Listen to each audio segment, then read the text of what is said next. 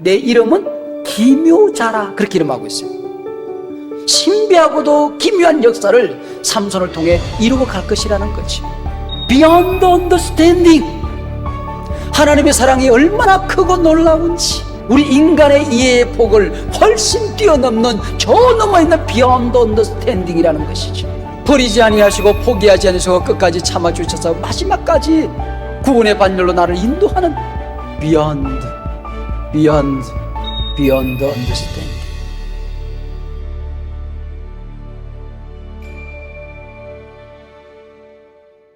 인류 역사상 가장 힘센 사람이 누구일까요? 제가 아는 한 삼손입니다. 여러분은 삼손 그랬을 때 어떤 그림이 머릿속에 지나갑니까? 머리를 길게 늘어뜨린 힘센 장수, 여자의 치마폭에 푹 빠졌다가 헤어나오지 못하고 멸망에 갔던 플레이보이, 하나님과의 언약을 다 깨트리고 마지막에 머리가 잘려지고 두 눈이 뽑혀진 채 원수의 맷돌이나 돌리다가 죽어간 사나이. 아마 이 정도로 기억을 하는 사람들이 혹이나 많이 있을 것입니다. 사사기 저자는 삼손 한 사람의 이야기를 다루기 위해 사사기 안에서 넉 장을 할애하고 있습니다. 그만큼 중요한 인물이라는 거지요. 이 삼손을 통하여 우리에게 들려주고 싶은 이야기, 우리에게 남기고 싶은 메시지가 많이 있다는 것입니다. 하나님께서 삼손을 사사로 나시린으로 불러주셨는데 그는 구제불능 바람둥이로 살다가 죽었다. 너희들은 그렇게 살지 말아라. 이 얘기를 하기 위해서 사사기 안에서 삼손과 함께 그 엄청난 사건들을 만들어 간 것일까요? 우리가 사사기를 공부할 때에 한 인물이 아무리 영웅적인 기질이 탁월하다 할지라도 그 사람에게 집중하면 사사기가 우리에게 들려주는 메시지를 발견할 수가 없지요. 그 배후에서 역사는 하나님에게 우리의 시선에 초점을 맞출 때에 사사기로부터 하나님의 음성을 들을 수 있다, 그렇게 얘기를 했습니다. 사사기의 진정한 주인공은 하나님이라는 겁니다. 언제나 역사의 주인은 하나님이라는 거지요. 삼손 드라마의 연출가는 하나님이십니다. 삼손의 이야기는 힘센 영웅의 실패담이 아닙니다. 가장 큰 자가 쓰러질 때에 꽈당 하고 넘어지는 소리도 크겠지요. 그러나 그 넘어진 자를 일으켜 세우는 하나님의 능력의 손길 또한 크다는 것을 사사기는 우리에게 말씀해 주고 있는 것입니다. 그래서 끝까지 인내하고 사사기를 읽는 독자들에게 마지막 죽음으로 원수의 신전을 무너뜨리고 원수를 무찌르기 시작하는 삼손의 마지막 미션 수행을 우리는 통쾌하게 봄으로써 사사기 마지막 사사 삼손의 이야기를 마치게 되는 겁니다. 그것뿐이 아닙니다. 역사가 흐른 다음에 하늘의 눈으로, 하나님의 시선으로 이 땅에 왔다 갔던 믿음의 영웅들을 우리에게 소개하는 신약의 한 장이 나옵니다. 히브리서 11장, 소위 믿음장이지요. 거기 보면은 신앙의 위대한 업적을 남겼던, 커다란 발자취를 남겼던 믿음의 영웅들이 믿음의 전당에 들어가는 이야기가 나옵니다. 삼손이 당당히 그 반열을 같이 하고 있습니다. 삼손은 사무엘과 다윗 그리고 기드온과 어깨를 나란히 하고 우리에게 손짓하며 하나님께서 그에게 남겼던 메시지를 전해주고 있습니다. 너는 위대하신 하나님의 은혜를 믿어라. 하나님의 사랑은 너희 실수보다 크더라. 하나님의 은혜는 우리의 약점보다 크더라. 나처럼 허물 많고 약점 많고 실수와 실패 투성이었던 나까지도 하나님은 버리지 아니하시고 끝까지 동행하셔서 멋진 승리를 내게 보여주더라. 너희들이 인생 살아가다가 어려움이 있다고 할지라도, 어쩌다가 한번 넘어졌다고 할지라도 영원히 실패한 양 하나님의 손을 놓고 세상으로 돌아가지 말아라. 하나님의 손을 놓지 않고 하나님을 끝까지 믿고 의지하면 하나님은 반드시 너를 들어서 그 미션을 수행하게 해 주실 것이다. 하나님은 너를 구원하고야 말 것이다. 승리하고야 말 것이다. 삼손은 당당히 우리에게 외치고 있습니다. 이제 오늘부터 몇 시간 동안 여러분들을 사사기의 마지막 사사 삼손 곁으로 안내하여 삼손과 함께 하나님께서 우리에게 들려주시는 메시지로 여러분들을 초대합니다. 오늘 보면 사사기 13장 1절 말씀은 사사가 등장할 때마다 나타나는 익숙한 말씀으로 시작되어지고 있습니다. 이스라엘 자손이 다시 여호와의 목전에 악을 행하였으므로, 여기 다시라고 하는 말은 계속해서 또다시 그런 의미를 가지고 있죠. 인간은 스스로의 힘으로 하나님 앞에 순종하고 선을 행할 능력이 없는 것 같아요. 가만히 두면 그냥 곤두박질 치는 그런 인생, 끊임없이 죄를 반복할 수밖에 없는 그런 인생으로 묘사되어지고 있습니다. 뿐만 아니라 여기 악을 행했다라고 했는데 그냥 우리말 성경에는 악을 행했다 그렇게 기록하는데 히브리 원문에 보면 우리말 성경에서 번역하지 못하고 그냥 빠뜨린 단어 하나가 나옵니다. 악 앞에 정관사가 붙어 있습니다. 그 악을 행했다 그렇게 되어 있어요. 그 악이 무엇일까요? 지금까지 우리가 사사기를 공부할 때에 늘 앞에서 나왔던 사람들이 악을 행했던 그 악을 얘기하는 것입니다. 약속의 땅에 와서 약속을 잃어버리고 하나님을 배신하고 그들이 쾌락이 좋고 성공이 좋아서 풍요가 좋아서 바알과 아스다롯을 섬긴 우상 숭배의 죄, 바로 그 악을 행했다 그렇게 성경은 이야기하고 있습니다. 자, 그러면 우리 악을 행하면 그 다음 사이클이 반드시 등장되는 게 있죠. 하나님께서 징벌을 내리시겠죠. 그래서 이어지는 본문에 보면은 여호와께서 40년 동안 블레셋의 손에 이스라엘을 넘겼다라고 기록하고 있습니다. 근데 평범한 징계 같은데 앞에서 나왔던 단어하고는 좀 다른 우리의 관심을 주목시키는 단어 하나가 나옵니다. 그게 뭡니까? 40년이라고 하는 것이죠. 이스라엘 백성들이 블레셋으로부터 고통과 압제를 당했던 그 고통의 기간이 40년이라는 것이죠. 자, 그 다음에 이제 범죄했습니다. 그들이 고통에 처해졌습니다. 압제를 당합니다. 그러면 나타나는 그 다음 단계가 뭘까요? 그들이 부르짖어야 되잖아요. 근데 사사기 넉 장 어디를 뒤져보더라도 부르짖었다라는 기록이 없어요. 범죄와 고통 다음엔 이제 이스라엘의 부르짖음이 애처롭게 나타나겠구나라는 기대를 가지고 사사기를 읽어가던 독자들은 본문을 통하여 깊은 실망감을 가지게 됩니다. 이런 걸 한번 상상해 보시기 바랍니다. 전쟁터에 한 기지에 포탄이 떨어졌어요. 아비규환이죠. 아수라장이 된 거죠. 그런데 저만큼 보니까 머리부터 발끝까지 완전히 깨어져서 피범벅이 되어서 부르짖을 수도 없는, 아예 그냥 턱부터 다 날아가 버린, 그래서 콧구멍 밑에 가녀린 숨만 할딱거리고 있는 사람이 있습니다. 이 사람이 지금 이스라엘 사람이라는 것이죠. 응급실에서 사람들이 뭐 살려달라고 아프다고 소리를 지릅니다. 근데 산소호흡기를 끼고 아프다는 소리조차도 낼 수 없는 마지막 숨 하나만 할딱거리고 있는 중환자, 이스라엘 상태가 이렇게 심각한 상태이기 때문에 부르짖었다는 단어가 한 번도 나타나지 않고 있습니다. 바로 이런 절망적인 상황에서 하나님의 주권적인 역사가 나타나는 겁니다.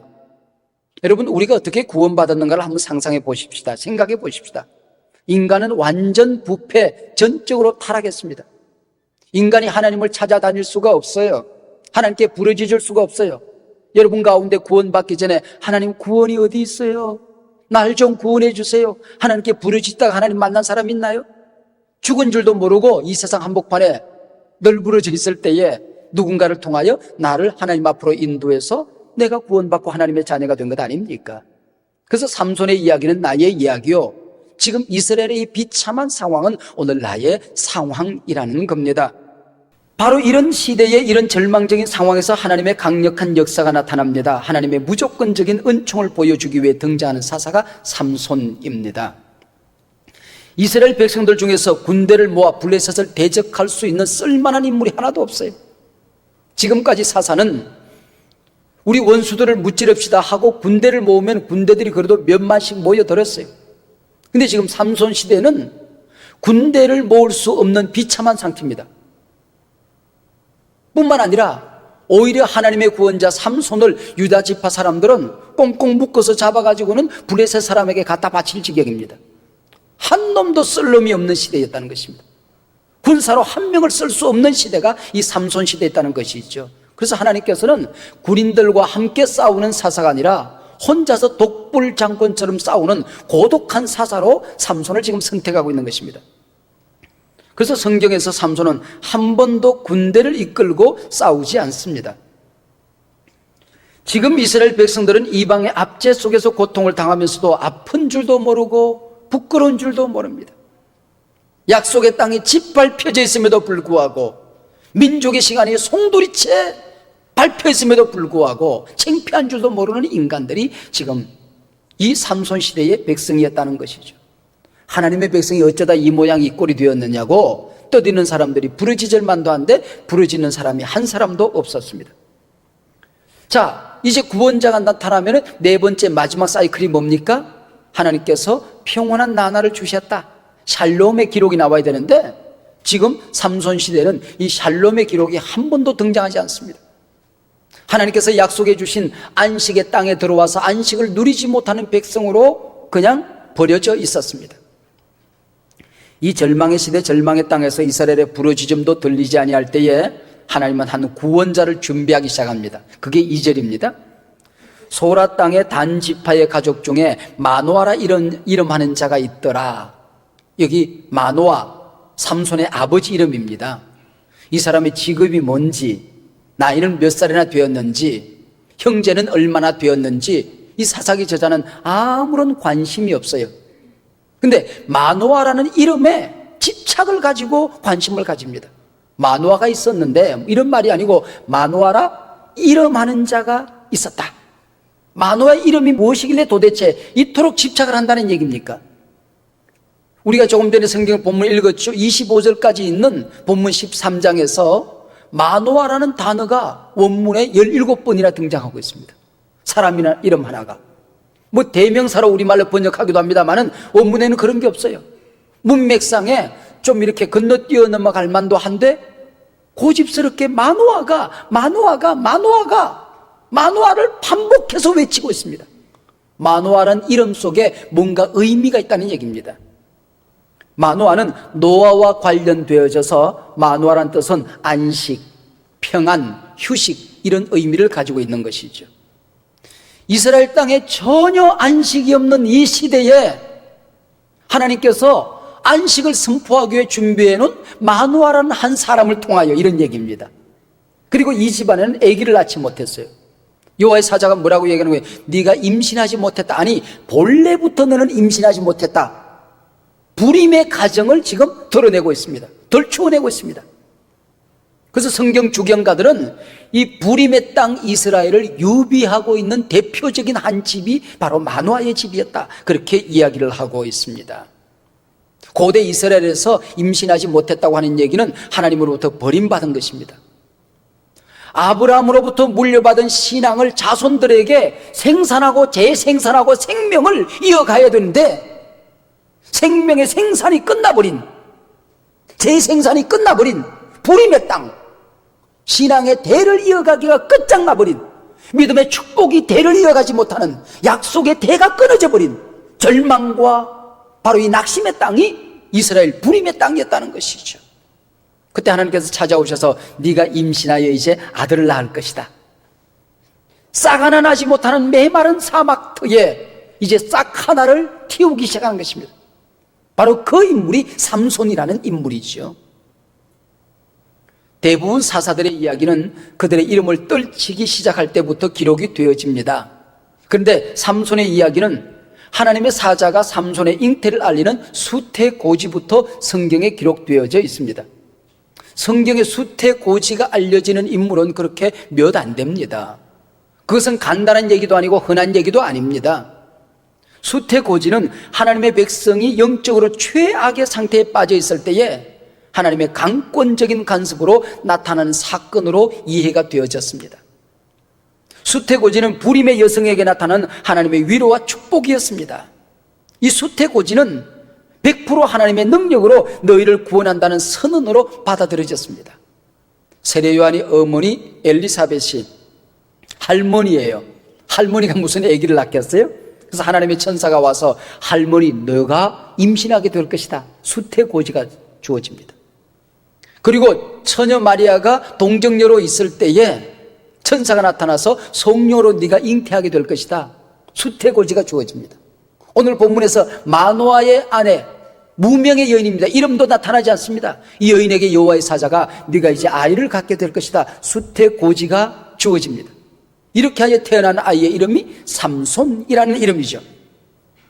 이렇게 태어난 아이가 하나님께 바쳐진 나실인이 되리라 라고 오늘 본문이 얘기하고 있습니다. 이 나실인은 하나님께 바쳐진 구별된 인물, 구별된 사람이라는 뜻입니다.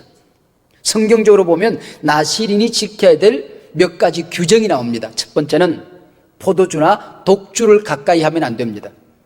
두 번째는 시체나 부정한 것을 만지거나 먹어서는 안 됩니다. 셋째는 머리를 잘라서는 아니 되는 것입니다. 이게 무슨 의미가 있을까요? 왜 포도주나 독주를 가까이 하지 말 것이며 심지어는 포도 열매나 금포도도 가까이 해서는 아니 되었습니다.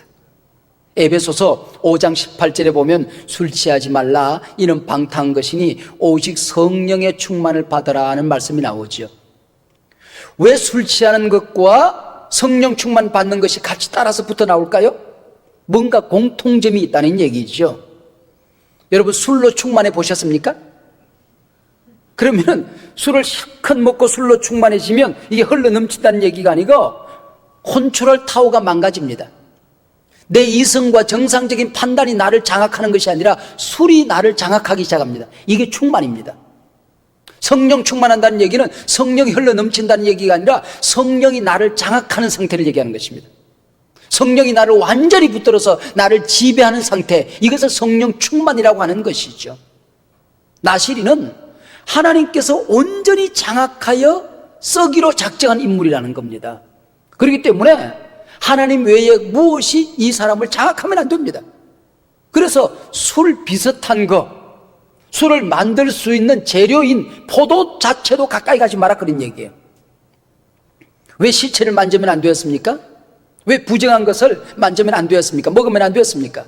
이 나실이는 거룩의 사역자로 부름받은 사람입니다. 하나님의 생명의 사역자로 부름받은 사람입니다.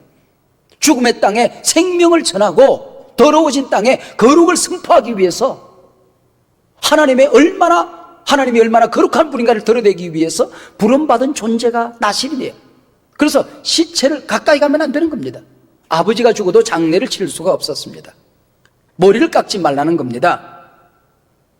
머리가 나를 덮고 있듯이 내 생각, 내 삶을 온전히 덮고 계신 나의 주인이 있다는 것을 온 세상에 선포하고 다니는 것입니다. 그래서 교회 생활할 때도 우리가 여자들은 성경에 보면 머리에 뭘 쓰도록 되어 있어요. 천주교는 지금도 가면 여자들은 머리에 쓰고 예배를 드리고 있는 것입니다. 질서상으로 나의 주인이 있다는 것을 선포하고 다니도록 하기 위해서 여자들에게는 교회 생활하면서 머리에 뭘 쓰도록 그렇게 한 것입니다. 성령이 나를 지배하고 있다. 하나님 외에 그 누구도 나의 주인이 될 수 없다. 내 머리가 될 수 없다. 내 삶의 주관자가 될 수 없다. 이것을 아침부터 저녁까지 매일 선포하고 다니기 위해서 머리카락을 기르고 다녔던 거죠. 삼손은 나실인으로 구별된 존재이기 때문에 삼손의 어머니도 삼손을 뵀을 때에 포도주와 독주를 가까이 하면 안 되었고 부정한 것을 먹으면 아니 되었습니다. 삼손이 잉태되자마자 어머니가 술 마시면 아이에게 벌써 뭐예요? 영향을 미치게 되잖아요.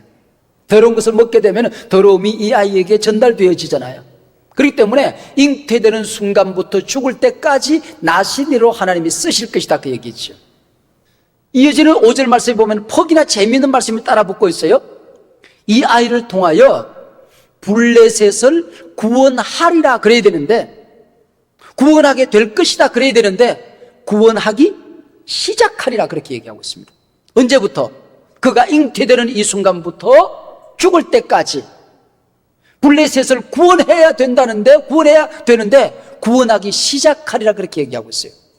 이것은 무엇을 얘기하고 있습니까? 이 삼손의 마지막 죽음을 통하여 블레셋으로부터 자기 백성을 구원하는 것이 아니라 구원하기 시작하는 서막을 울리는 비운의 사사로 지금 부름을 받고 있는 것입니다. 이 블레셋으로부터 이스라엘을 구원하는 역사는 삼손의 시작에 불과합니다. 이제 사무엘을 지나서 다윗 왕 때에 드디어 블레셋을 정복하게 될 것입니다. 사무엘하 8장에 가서 보면 블레셋의 본거지를 다윗이 공격하여 완전히 괴멸시킴으로 말미암아 인류에서 블레셋을 쫓아버립니다. 파멸시켜버립니다. 거기 가서 드디어 이 다윗에 의하여 블레셋은 정복되어지고 이 악한 사탄 마귀를 상대하는 블레셋이 바로 예수 그리스도의 사역으로 넘어가게 되는 것이죠. 이것을 알려주러 왔던 여호와의 사자를 향하여 삼손의 아버지 마노아는 염소 새끼 한 마리를 대접하겠다고 얘기합니다. 그때 여호와의 사자가 뭐라고 얘기합니까? 내가 염소 새끼를 먹지 아니하리라. 나는 염소 새끼 먹고 사는 존재가 아니라는 뜻이죠. 네가 하나님께 번제를 드려야 된다고 한다면은 마땅히 하나님께 드려야 되지 나한테 드릴 필요가 없다. 그래서 이 마노아가 염소 새끼 한 마리를 잡고 소제물을 준비하여 반석 위에 올려놓습니다. 그랬더니 반석에서 불길이 확 솟아오르고 있어요. 휘가 막 불길이 하늘로 솟아오르는데 이 여호와의 사자가 그 불길을 타고 하늘로 휙 올라갑니다. 그래서 그가 여호와의 사자인 걸 알게 되는 것이죠. 이런 과정 속에서 마노아가 이분에게 물어요. 당신의 이름이 무엇입니까? 그랬더니 이름을 왜 물어? 내가 이름을 얘기한다고 해서 네가 알아듣겠어? 그리고 내 이름은 기묘자라 그렇게 이름하고 있어요. 나는 성경을 많이 읽었음에도 불구하고 기묘라, 모사라 뭐 이러면 이게 무슨 말인지 좀 머릿속에 잘 지나가지를 않아요. 그래서 원문 히브리를 찾아봤더니 펠리라고 되어 있는데 이것을 기묘자 그렇게 번역을 했어요. 여러분 기묘자 그랬을 때 머릿속에 무슨 의미인지 지나가십니까? 하도 기묘하게 번역을 해놔가지고 이 기묘자 그랬을 때 머리가 잘 지나가질 않아요. 그 공동 번역에는 이걸 뭐라고 번역하냐면 secret, 비밀이라고 번역하고 있어요. 영어 번역을 보니까 어떤 번역은 wonderful, 놀라우신 분, 어떤 분은 secret, 신비한 존재, 비밀스러운 존재. 근데 대부분의 영어 성경에 뭐라고 번역하냐면 beyond understanding, 요만큼 내가 이해할 수 있다고 한다면은 하나님은 요 안에 계신 분이 아니라 저 너머에 내 이성으로, 내 판단으로, 인간적인 지능으로 이해할 수 있는 저 건너편에 beyond understanding, 도무지 이해할 수 없는 분, 그런 분으로 설명되어지고 있습니다. 이것을 우리말로 기묘자라고 번역했습니다. 버려야 할 백성들을 포기하지 아니하시고 왜 그토록 끝까지 사랑하시는지 그것이 하나님의 사랑의 비밀, 기묘라는 것입니다. 하나님의 그 엄청난 영이, 여호와의 영이 그토록 범죄하고 타락하고 하나님을 배신하고 나시린의 언약을 깨트리고 또 깨트리는 삼손과 함께 하시고 끝까지 참아주시고 인내하시고 기다려주시고 또 붙들어 주시고 삼손 곁에서 울면서 함께 따라와 주시고 끝까지 그를 버리지 아니하시고 포기하지 아니하시고 삼손에게 맡겼던 마지막 미션, 마지막 그 사명, 마지막 그에게 주던 삶의 목적, 그것을 기어이 이루어내고야 마시는 하나님의 사랑, 버려서 마땅하고 썰어버려 마땅하고 멸망시켜 마땅하고 벼락을 때려 마땅한 존재를 하나님께서 끝까지 참고 인내하고 믿어주시는 하나님의 그 놀라운 은총, 우리 인간의 머리로는 이해할 수가 없다는 것이죠.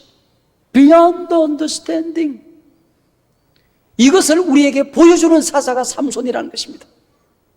하나님은 삼손을 통하여 이 험악한 땅에서 이 beyond understanding, 기묘하신 하나님의 사랑, 비밀스러운 하나님의 은혜, 인간의 이해 폭을 훨씬 뛰어넘는 하나님의 엄청난 사랑을 보여주기 위해서 이 삼손이라는 사사가 성경에 등장한다는 것이죠.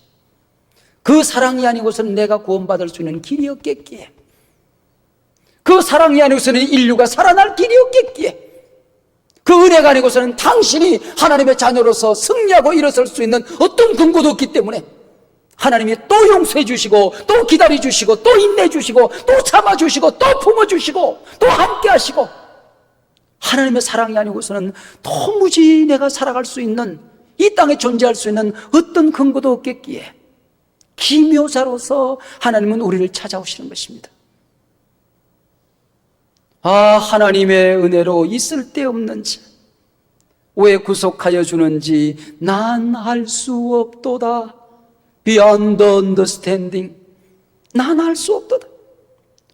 왜 내게 굳센 믿음과 또 복음 주셔서 내 마음이 항상 편한지 난 알 수 없도다. Beyond understanding, 기묘하도다.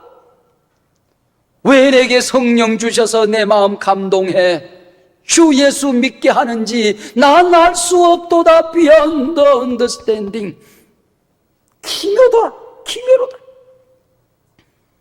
왜 하나님이 나 같은 죄인 살려 당신의 자녀 삼으셨는지, 내가 어디 잘난 구석이 있는지 어디 하나님 앞에 쓸만한 구석이 있길래 하나님이 나를 자녀 삼아 주셨는지. Beyond understanding. 아무리 은혜를 주어도 갚지 못했고 또 부어줘도 갚지 못할 줄 뻔히 알면서도 또 왜 복을 부어주시는지, 그 넓은 사랑 beyond understanding 할 길이 없도다. 실수와 범죄로 얼룩진 나를 버리지 아니하시고 짓밟아도 할 말이 없고 마땅한 죄인임에도 불구하고 하나님이 또 왜 기다려주시는지 난 알 수가 없도다. beyond understanding. 내 심장을 쪼개고 내가 들여다보더라도 속이 상하고 더러운 상처와 죄와 미움과 용서하지 못함과 온갖 죄악이 울거리는 여기에 왜 성령이 여기 찾아오시겠다고 하는 것인지, 솔로몬 성전도 추하고 더러워서 작고 작아서 무너뜨리신 하나님께서 왜 내 심장 조그만한 내 영혼 속에 찾아오셔서 함께 하시겠다고 하시는지, beyond understanding. 기묘로다, 기묘로다. 왜 하나님이 나를 버리지 아니하시고 또 능력 주시고 함께 하시는지, 그분의 역사는 비밀로다. 삼손을 통하여 이 하나님의 은혜의 비밀, 하나님의 사랑의 비밀, 버리지 아니하시고 포기하지 아니하시고 끝까지 참아주셔서 마지막까지 구원의 반열로 나를 인도하는 믿음의 전당에 나를 세워주시고, 하나님께서 나를 버리지 아니하시고 포기하지 아니하시고 그곳에 우뚝 세워주시는지, beyond understanding. 이 기묘한 역사를 삼손을 통하여 이 땅에 선포해 주시고, 오늘 나를 사랑하시는 하나님의 기묘한 사랑을 이 사사시대 삼손을 통하여 우리에게 확인시켜 주시고 알려주시기를 하나님은 원하십니다. 당신을 사랑하는 하나님의 사랑은 기묘합니다. 당신을 포기하지 않은 하나님의 은혜는 기묘하기만 합니다. 당신을 버리지 않은 하나님의 은총은 기묘한 사랑입니다. 나와 함께하는 그분은 beyond understanding 기묘자입니다.